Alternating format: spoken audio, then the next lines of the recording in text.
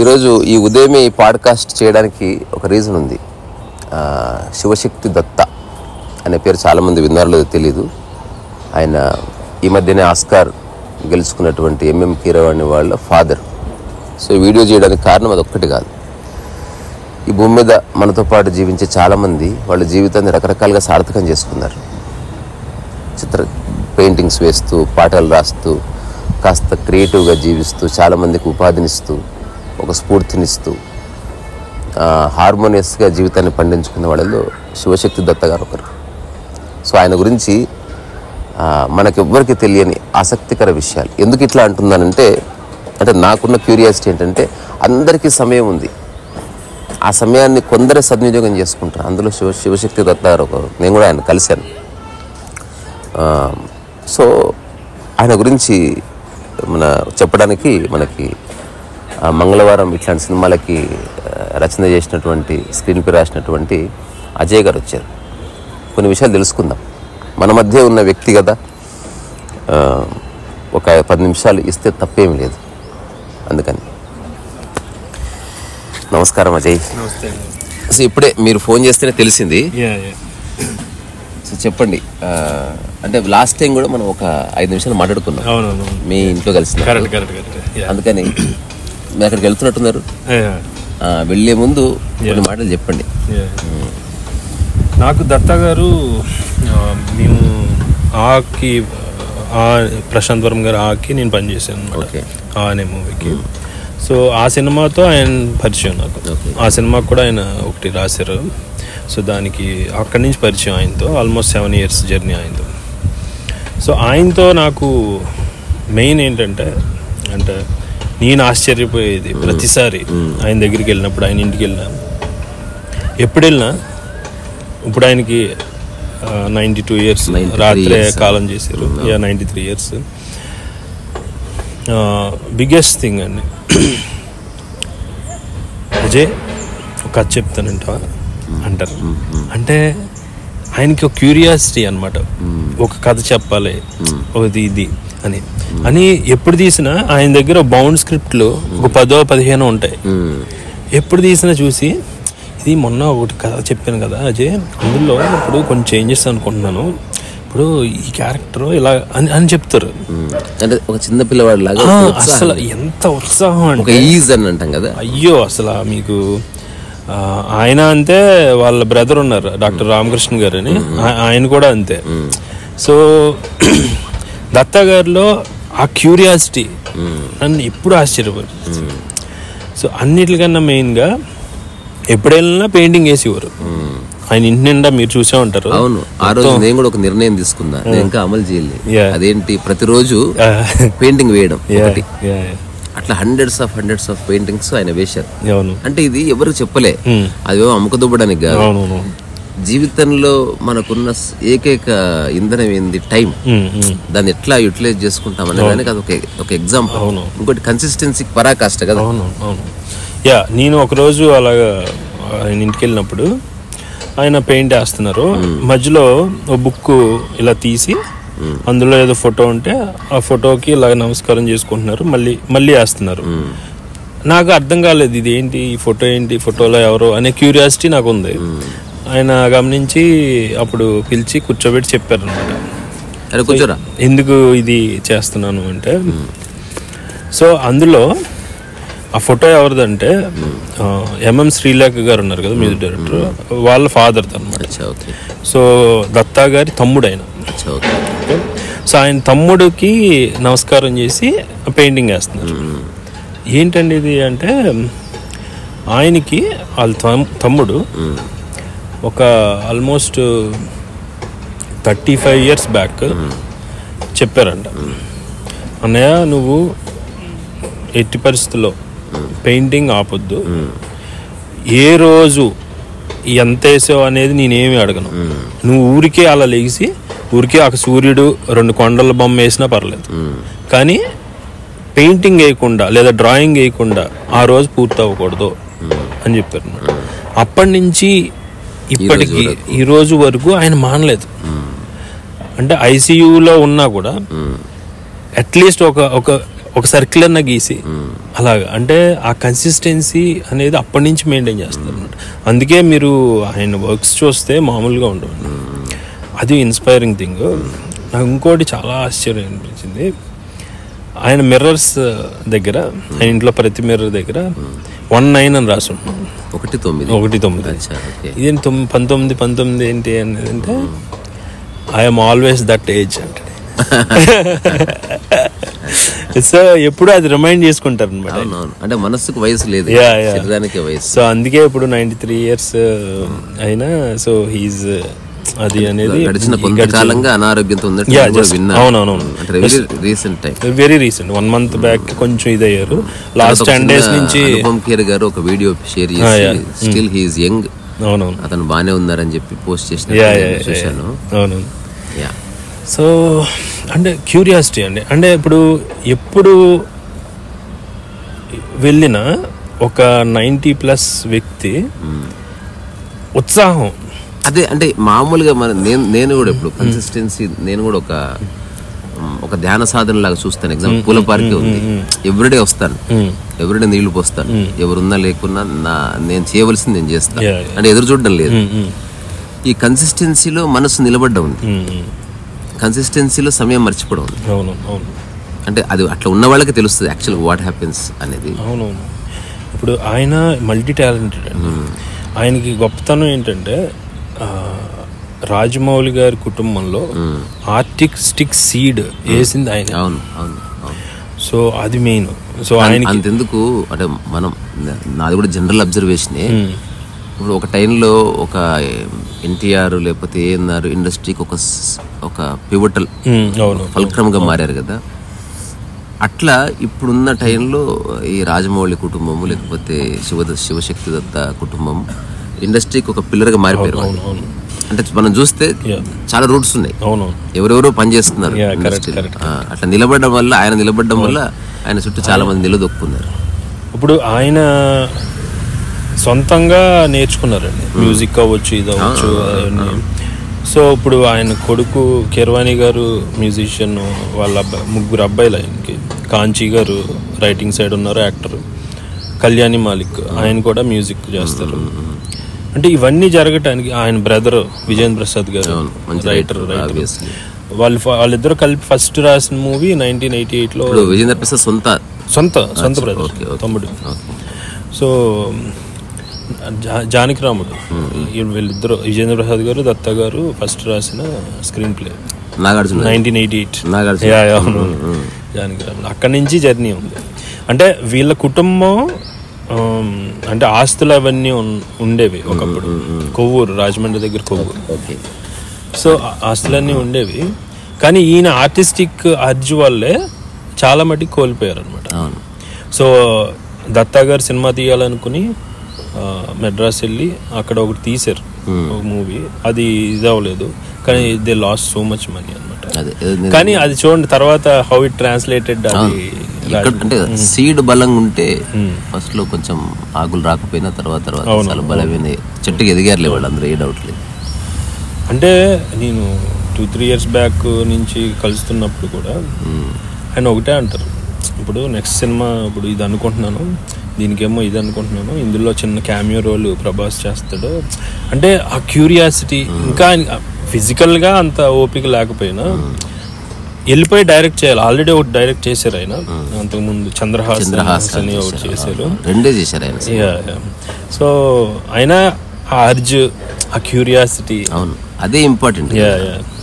ఎల్లకాలం ఎవడు మార్కెట్లో పనిచేస్తూ పోడు. అవును. సో అల్టిమేట్ గా మనిషికి మిగిలేదు తన గదే. అక్కడ ఏం చేస్తున్నాం అనేది ఇంపార్టెంట్. సమాజంలో చాలా మంది చూస్తున్నారు, చేతులు ఇట్లా షేక్ హ్యాండ్ ఇస్తున్నారు, లేకపోతే వేవింగ్ చేస్తున్నారు, డబ్బులు వస్తున్నాయి, రెస్పాన్స్ వస్తుంది. అది అప్పుడు ఎవడనే చేస్తాడు. అసలు ఏమీ లేనప్పుడు ఎవడైతే చేస్తాడో వాళ్ళలో ఏదో విషయం ఉందని అర్థం. సో ఆ విషయమే నన్ను కూడా ఆ రోజు మనం మాట్లాడుకున్నాం. ఆ రోజు మాట్లాడుకున్న విషయాలు ఇప్పుడు కొంత మాట్లాడుకోలే, అదేందో తెలియదు. సో మీరు అర్థం చేసుకున్నవి, మీకు చాలా నచ్చినవి ఇంకొక 2-3 పాయింట్లు చెప్పండి ఆయన గురించి. అంటే ఫండమెంటల్గా అండి, అంటే ఎటెళ్ళినా ఆ క్యూరియాసిటీ దగ్గరే ఆగుతుందండి. Curiosity conquers everything. అనే ఫీలింగ్. I agree. అసలు అంటే అలా అని ఆయన హెల్త్ మెయింటైన్ చేసేసి డిసిప్లిన్ అలా కూడా ఏం లేదు. మళ్ళీ ఇది ఒక యాంగిల్.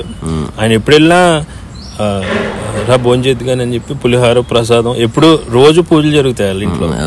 సో ఇదే ఉంటుంది. ఇవాళ సమోసా తినాలంటారు, సరదాగా తిందాం అంటారు.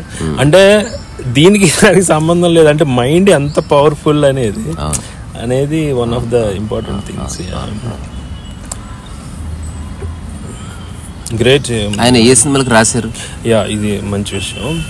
చాలా మందికి తెలియదు ఆయన ఏం రాశారు అనేది. బేసిక్గా ప్రపంచానికి ఆయన తెలిసింది లిరిసిస్ట్ గానే. అవును. సో ఆయన చాలా ఫేమస్ సాంగ్స్ రాజమౌళి గారి దాంట్లోనే ఉన్నాయి. నల్లా నల్లా అని కల్లా పిల్ల సైలో సాంగ్ ఉంటుంది కదా. అవును, అది ఒకటి. నల్లా నల్లా అని కల్లా పిల్ల అదొకటి. ఈ పాట ఆయన రాశాడు. గుండు సూది కదా. ఇది ఉంటుంది కదా ఛత్రపతిలో.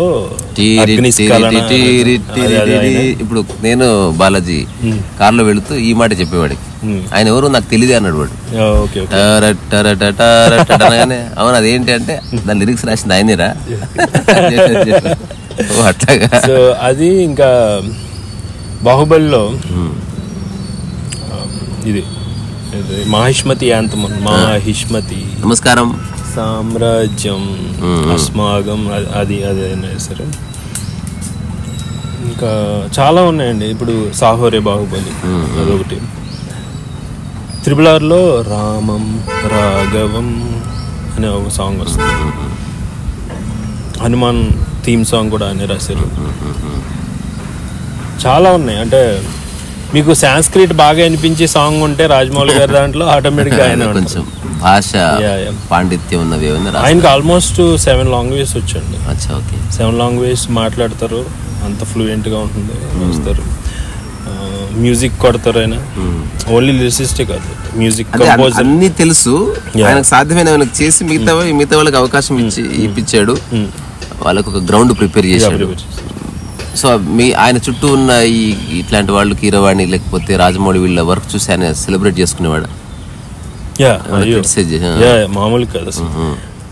RRRకి ఆయనతో పాటు వెళ్ళాను. ఇంకా అసలు ప్రతి సీన్కి ఆయన ఎక్సైట్మెంట్ ఆశ్చర్యపోయేవారు.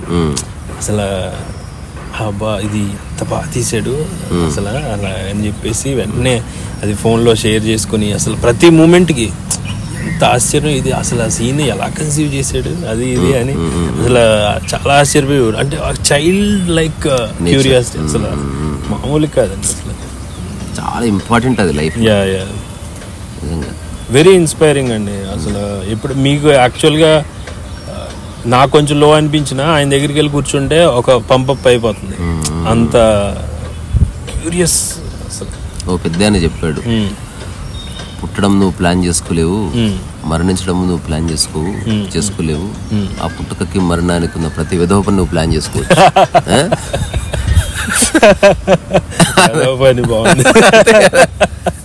తెలీదు చేసేంత వరకు. రెస్పాన్స్ వస్తే మంచి పని అనుకుంటున్నాం, రెస్పాన్స్ రాకపోతే విధో పని అనుకుంటున్నాం. అట్లా. సో జీవితాన్ని పండించుకోవడం అంటే ఇప్పుడు ఆయన ఇప్పుడు అదే చూడండి, చాలా మంది వాళ్ళ లైఫ్ లో వాళ్ళ డ్రీమ్ ఫుల్ఫిల్ అవ్వకపోవచ్చు. మేబీ ఆయన అనుకున్న స్థాయిలో అంత ఇంకా తెలియకపోవచ్చు ఆయన. కానీ ఆయనలో మొదలైన విత్తనం ఇప్పుడు రాజమౌళి రూపంలో మహావృక్షం అయింది, కీరవాణి గారి రూపంలో మహావృక్షం అయింది, ఆస్కార్ లెవెల్కి వెళ్ళింది. కానీ వాటి బీజం ఈయనే. అది అర్థమైందా? సో అది ఇప్పుడు చాలా మందిలో చూస్తుంటాం మనం. అది అంటే అది ట్రాన్స్ఫర్ అవుతుంది.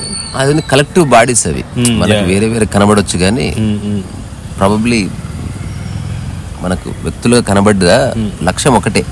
కరెక్ట్. అట్లా ఉండొచ్చు. అదర్వైజ్ అంత యూనిటీ ఎట్లా ఉంటది? రెండు జస్ట్ డబ్బు కోసం చేస్తున్న కార్యక్రమాలు కాదు అవి. ఎక్కడో డీప్ రూటెడ్ క్యూరియాసిటీ ఉంది to narrate a good story. ఒక ఇంతవరకు ఎవడు చూడని ఒక సన్నివేశాన్ని తీయాలి, ఇంతవరకు ఎవడు వినని ఒక పాట కట్టాలి, ఇంతవరకు ఎవడు చూడని ఒక రంగును ప్రదర్శించాలి. ఏదో ఉంటది లోపల. జస్ట్ మనీ అయితే ఆగిపోతుంది. ఎందుకంటే ఇప్పుడు అంతా ఆస్తి అంతా అమ్మి ఒక 300 ఎకరాలు అమ్మి చెన్నై వెళ్ళిపోయి అక్కడ స్థిరపడి అక్కడ ఒక 2 సినిమాలు తీసి మొత్తం పోగొట్టుకుని అక్కడితో ఆగిపోవాల్సింది. కానీ స్టిల్ మెయిన్ లక్ష్యం మనీ అయి ఉండదు. అది బై ప్రోడక్ట్ గా వచ్చింటది. అవును, మనీ ఎప్పుడు బై ప్రోడక్ట్. మీరు చెప్పిన పాయింట్లో ఒక ఇంపార్టెంట్ థింగ్ ఏంటంటే వాళ్ళ ఫ్యామిలీ నుంచి నేర్చుకోవాల్సిన బిగ్గెస్ట్ లెసన్ ఆ కలిసి ఉండటంలో ఉండే గొప్పతనం. ఎందుకంటే నేను అసలు విజయేంద్ర ప్రసాద్ గారిని నేను కలిసిన ఒకరోజు ఒక షోలో నేను పర్ఫామ్ చేస్తే నా శాండ్ ఆర్ట్ ఆయనకు చాలా ముచ్చటేసి ఏమైనా కార్ పంపించాలా అన్నాడు. లేదు నేనే వస్తాను అని ఆయన ఇంటికి వెళ్ళా. సో వాళ్ళు ఛత్రపతి శివాజీ మీద ఒక సినిమా చేయాలని అప్పట్లో ఏదో డిస్కషన్స్ చేస్తున్న టైంలో దానికి స్టోరీ బోర్డ్ ఏమని అడిగాడు ఆయన. నేను చేయను సార్, నాలో స్పష్టత ఉంది. నేను సినిమా చేస్తే దర్శకత్వం చేస్తా, లేకపోతే రైటింగ్ రచన చేస్తా, మిగతావి ఏవి చేయను, మిగతావి నా కోసం చేసుకుంటా. సో నేను వేరే వాళ్ళ కోసం చేసిన సమయాన్ని ఫీల్ చేసుకోను. అప్పుడు నేను మరి నువ్వు సినిమా చేస్తే కథ ఉందా అంటే ఒక 3 నిమిషాలు టైం ఇస్తే కథ చెప్తా అని చెప్పాను. టెరిఫిక్గా నచ్చింది ఆయన. చెప్పారు నాకు, బ్యూటిఫుల్ స్టోరీ అది. సో నేను చెప్పాను సార్ ఇప్పుడు మీరు పెద్ద పెద్ద ప్రాజెక్ట్స్ లో ఉన్నారు, నేను ఫిట్ అవ్వలేను. రెండోది నాకు సక్సెస్ ఫెయిల్యూర్ అనే దాని నుంచి నా మైండ్ బయటపడ్డది. I'm interested in work. అది మీతో చేయొచ్చు, లేదంటే ఒంటరిగా చేసుకోవచ్చు, లేదంటే షార్ట్ ఫిల్మ్ తీసి చచ్చిపోవచ్చు, నాకు రిగ్రెట్ లేదు. అందుకని నేను పని చేయను. ఒకవేళ నేనంటూ అటువంటి సినిమా తీస్తే ఆ టైంలో మీరు దాన్ని మీ దృష్టిలోకి వస్తే మీరు ఒక మాట చెప్దురు కానీ అట్లా. దీనికి ఎక్స్టెన్షన్ గా నేను శివశక్తి దత్త గారిని ఒకసారి కలిసిన నేను కూడా. కాకపోతే మీ అంత ఎక్స్టెన్సివ్ గా మాట్లాడిన సందర్భం లేదు. బట్ ఒకరితో వెళ్ళి ఊరికి అట్లా నిలబడి చూసి నేను ఆశ్చర్యపోయింది. అంత టిప్ టాప్ గా కూర్చున్నాడు ఉంటది. టిప్ టాప్ గా చక్కగా మంచి మేకప్ వేసుకొని జుట్టు గిట్టు పెట్టుకొని అంటే ఒక బుట్ట బొమ్మలాగా రెడీ అయ్యి. నాకు ఒకటి గుర్తొచ్చింది, ఒక జెన్సే, a perfect traveler is always ready, bags packed and perfect knows nowhere to go. ఎక్కడికి పోయేది లేదని తెలిసి కూడా వాడు ఎవ్రీడే రెడీగా ఉంటాడు. ఆ రెడీనెస్ చూసిన కరెక్ట్ కరెక్ట్. అట్లా ఎప్పుడు చాలా అంటే ఫ్రెష్గా ఉంటారు. అంటే ఎప్పుడు నేను ఆయన్ని ఒక డల్ ఫేస్తో కానీ, ఒక లేదంటే సాయిల్డ్ క్లోత్స్తో కానీ, అసలు అలా ఎప్పుడు ఒక నూతనోత్సాహం అంటారు కదా అది. అండ్ అన్నిటికన్నా అండి మెయిన్ వాళ్ళ ఫ్యామిలీలో అంటే వాళ్ళ ఫ్యామిలీ ఎంత గొప్పది అనేది దానికి ఉదాహరణ. మా ఫ్రెండ్ ఒక అతను వాళ్ళకి ఒక కథ చెప్పడానికి వెళ్ళాడు. అంటే మధ్యలో ప్రొడక్షన్ సైడ్ కూడా అనుకుని ఏదో అనుకున్నారు వాళ్ళు, ప్రొడ్యూస్ కూడా చేద్దామని. సో వెళ్ళినప్పుడు మొత్తం కుటుంబం అంతా కూర్చున్నారంట కథ వినటానికి. ఎక్కడ పెద్ద హాల్లో. వచ్చిన అతనికి ఇతనెంత 28-30 ఉన్న ఏజ్, ఇతను కుర్చీ వేసారంట. కుర్చీ వేసి అందరూ నేల మీద కూర్చున్నారు. నేల మీద కూర్చుంటే షాక్ అయిపోయాడంట. అసలు ముందు అంటే ముందు మనోడు అన్ని చెప్పుకునేవాడు నాతో, ఏమని బ్రో ఇక్కడికి వెళ్ళాను, ఆ ప్రొడ్యూసర్ ఏమో పబ్లో కథ అంటానంటాడు, లేదంటే ఇంకొకటి అంటాడు, ఫోన్ ఏమో స్విచ్ ఆఫ్ చేయడు, మధ్య మధ్యలో బయటికి వెళ్ళి వస్తుంటాడు, నాకు కథ ఎలా చెప్తాను అనేవాడు. అసలు ఇక్కడ ఈ ఎపిసోడ్ చెప్తే ఫస్ట్ వచ్చినోడికి సీట్ వేసి వీళ్ళందరూ కింద కూర్చున్నారంట. ఇమాజిన్ ఒక 30 మంది ఫ్యామిలీ, అందులో అందరూ ఏది చిన్నపిల్లలు ఉంటారు, అందరూ వింటారు కదా. ఆశ్చర్యం అది. అందరూ ఫోన్ స్విచ్ ఆఫ్ చేశారంట. వీడికి చెప్పమ్మా అన్నారంట. వీడు ఫస్ట్ ఆఫ్ చెప్పాడు మొత్తం అంతా చెప్పేశాక ఒక బ్రేక్ తీసుకుని, బ్రేక్ ఇచ్చి టీ ఏదో ఇచ్చి వాట్ ఎవర్ స్నాక్స్ ఇచ్చాక ఆ ఫస్ట్ హాఫ్లో కొన్ని డౌట్స్ ఉంటే అందరూ అడిగారంట. రాజమౌళి గారు, కీరవాణి గారు, ఇంట్లో ఉన్న చిన్న పిల్లోడుతో సహా. అంటే ఎన్ని పర్స్పెక్టివ్స్ లో అది వింటున్నారు చూడండి. అది అయిపోయాక మళ్ళీ స్టార్ట్ చేయమ్మా అని చెప్పేసి మళ్ళీ సెకండ్ హాఫ్ అంతా 1 గంట చెప్పాక ఆయన అంతా విన్నాక మళ్ళీ ఈ డౌట్స్. ఇంకా మధ్యలో ఎక్కడ డిస్టర్బెన్స్ చేయరు కథ చెప్పేటప్పుడు. అంటే అంత అటెన్షన్ మీ కథకి, మీకు అంత గౌరవం ఇవ్వటం, ఆర్టిక్ గౌరవం ఇవ్వటం అనేది నేను ఎక్కడా చూడలేదని షాక్ అయిపోయాడు అబ్బాయి. అంటే that is what Rajamouli family అనేది. అండ్ ఫ్యామిలీలో కూడా అండి ఎప్పుడైనా మనం విమర్శ తీసుకోవడానికి యూజువల్గా బయట రెడీగా ఉంటాం, కానీ వాళ్ళు భలే క్రిటిసైజ్ చేస్తారు అనమాట. అంటే ఎవరైనా అందులో మాట ఉండదు, ఓపెన్ మైండ్ ఉంటుంది కదా బయటకు వచ్చి. ఓన్లీ డబ్బాలు కొట్టుకుంటూ ఒకటి మెచ్చుకుంటూ ప్రాజెక్ట్ ఫెయిల్ అవుతుంది. ఇప్పుడు పెద్ద పెద్ద దర్శకులు తీసే సినిమాలు ఫ్లాప్ అవడానికి కారణం ఈ కోటరీనే. ఏం చెప్పినా బాగుంది సార్ అని దాంతో జడ్జిమెంట్ పోతుంది. ఫ్యామిలీలో కూడా అండి ఎవరైనా ఒకరు వీక్ అయినా ఇమీడియట్గా ఇంకొకరు సపోర్ట్ వెంటనే ఉంటుంది. అండ్ వాళ్ళు గ్రూప్గా ప్లే చాలా చేసుకుంటారు. అంటే సరదాగా కూర్చుని అందరూ ప్యాకెట్ ఆడుకోవటం, సరదాగా కూర్చుని ఇండోర్ గేమ్స్ ఆడుకోవటం. అంటే ఆ సఖ్యత అవ్వచ్చు, ఆ కనెక్టెడ్నెస్ అది ఎక్కడ కోల్పోయినారు. అంత బిజీగా ఉన్నా అట్లీస్ట్ వారానికి ఒకసారి అందరూ కలిసి బయట రెస్టారెంట్కి వెళ్ళి సరదాగా భోజనం. అసలు అలాంటిది అంత పెద్ద జాయింట్ ఫ్యామిలీలో మీరు అంత బిజీ లైఫ్ ఉండి కూడా దానికి సమయం ఇవ్వడం, తర్వాత మామూలు మనుషుల్లా మాట్లాడుకోవడం. ఇప్పుడు ఎక్కడో ఇంటర్వ్యూలో విన్నా, రాజ్దీప్ సర్దేశాయ్ ముఖేష్ అంబానీ అడిగాడు, సార్ మీరు అపర కోటీశ్వరుడు కదా, మీరు పార్టీలు చేసుకుంటారంటే చేసుకుంటా ఉన్నాడు. అసలు ఏం మాట్లాడుకుంటారు, అందరు కలిసి బిజినెస్ మాట్లాడుకుంటారు అవన్నీ అంటే స్విచ్ ఆఫ్ చేసి భోజనం చేస్తామని చెప్పాడు.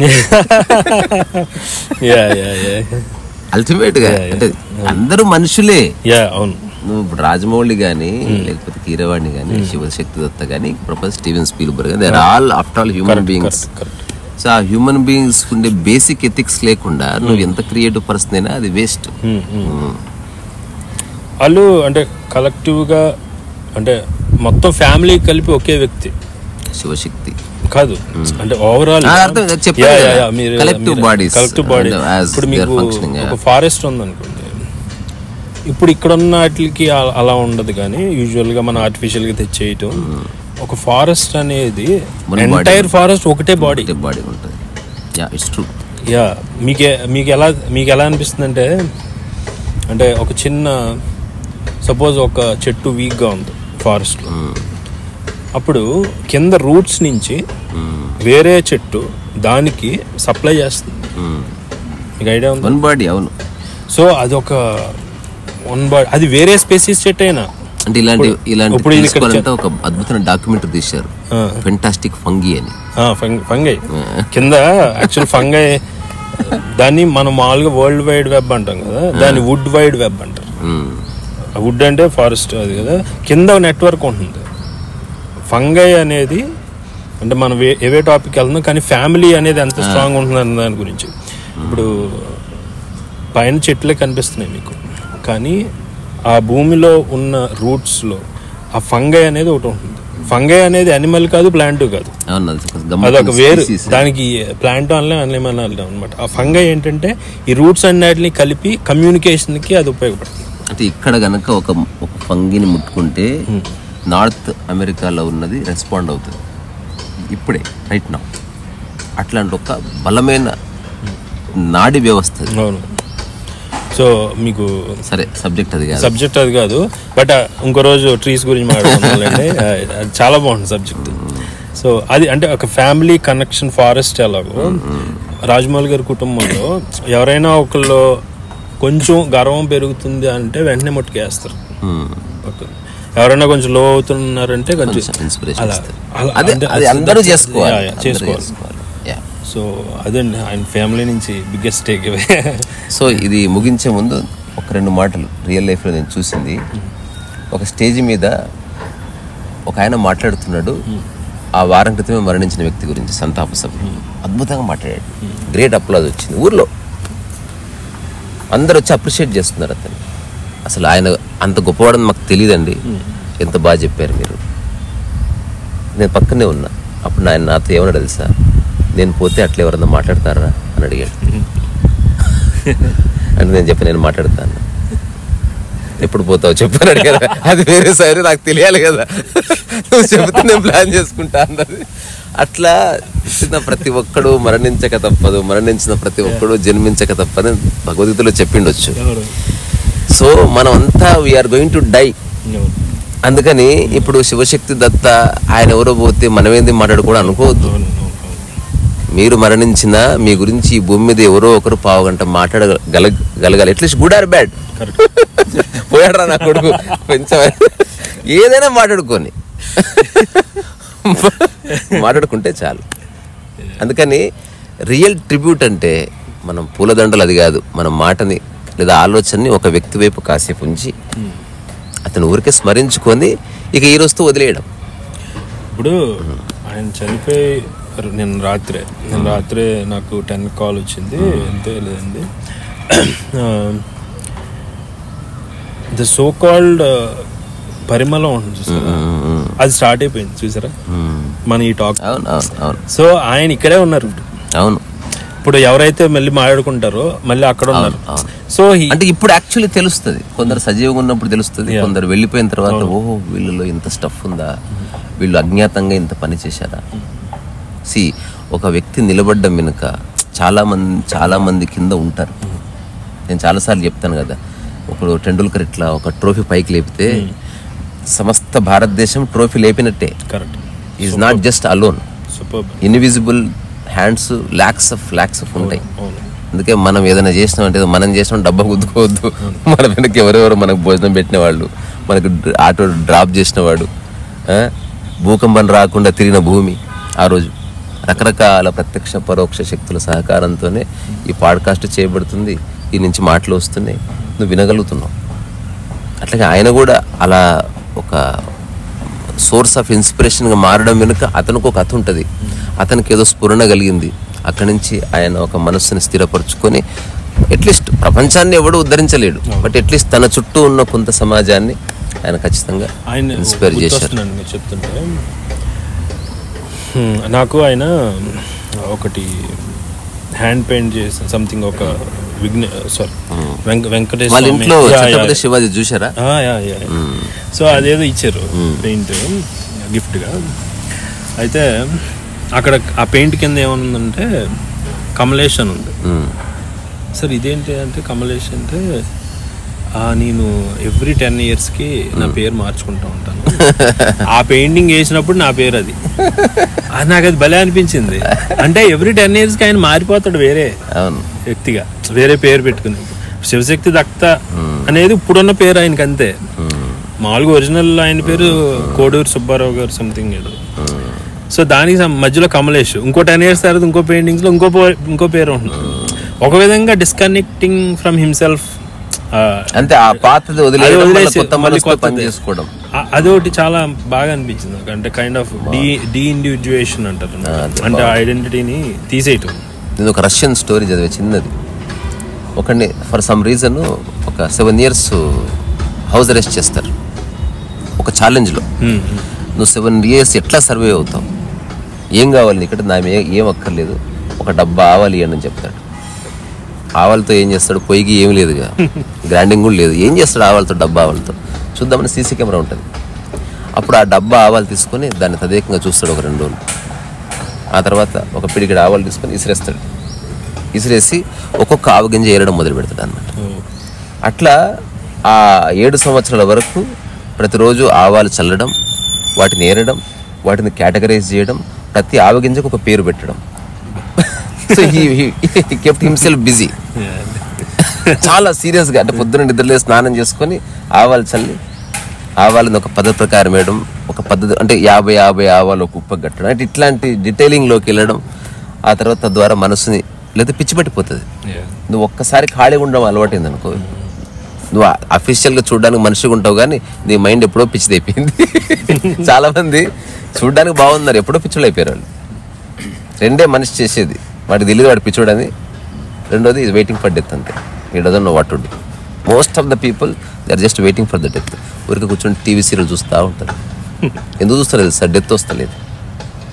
అదర్వైజ్ నీకు పని ఉండాలి, నీకు శరీరం ఉంది, నీకు మనస్సు ఉంది, నీ చుట్టూ ఎంతో ఇన్ఫర్మేషన్ ఉంది, ఆలోచించే శక్తి ఉంది, ఆల్రెడీ గొప్ప గొప్ప క్రియేటివ్ పీపుల్ ఉన్నారు, యూ కెన్ టేక్ ఇన్స్పిరేషన్. కానీ మనిషి అంతే.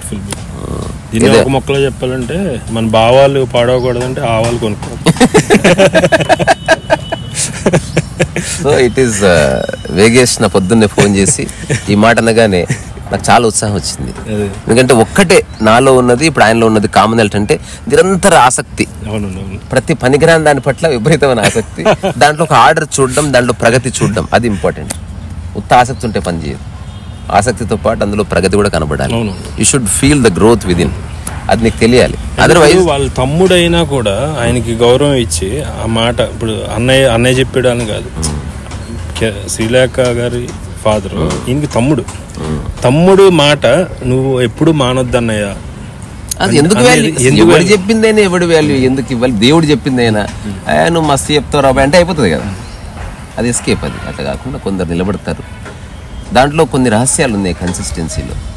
ఏదైనా కన్సిస్టెన్సీ అంటే వారం కాదు, ఎవడైనా ఒక 3-4 సంవత్సరాలు ఒక పనిని వదలకుండా చేస్తే వాడి మనస్సు మాత్రమే అర్థం చేసుకునే లేదా గ్రాస్ప్ చేసుకునే పర్సీవ్ చేయగలిగే రహస్యాలు ఉన్నాయి. అక్కడి నుంచి అద్భుతాలు పుడతాయి, అందులో ఏ సందేహం లేదు. ఇది ఈరోజు ఒక unexpected spontaneous podcast. So this is our heartfelt tribute to Shivashakti Datta garu. Such a genius. నా పాయింట్ ఆఫ్ వ్యూలో అతని జీవితాన్ని ఆయన కృతకృత్యం చేసుకున్నాడు, అందులో ఏ సందేహం లేదు. నేను చాలాసార్లు చెప్పే మాట, ఒకరి వల్ల ఏ లాభం లేకపోయినా నష్టమైతే లేదు. అట్లాంటి ఒక హంబుల్ పర్సన్. సరే సరస్సు వయసా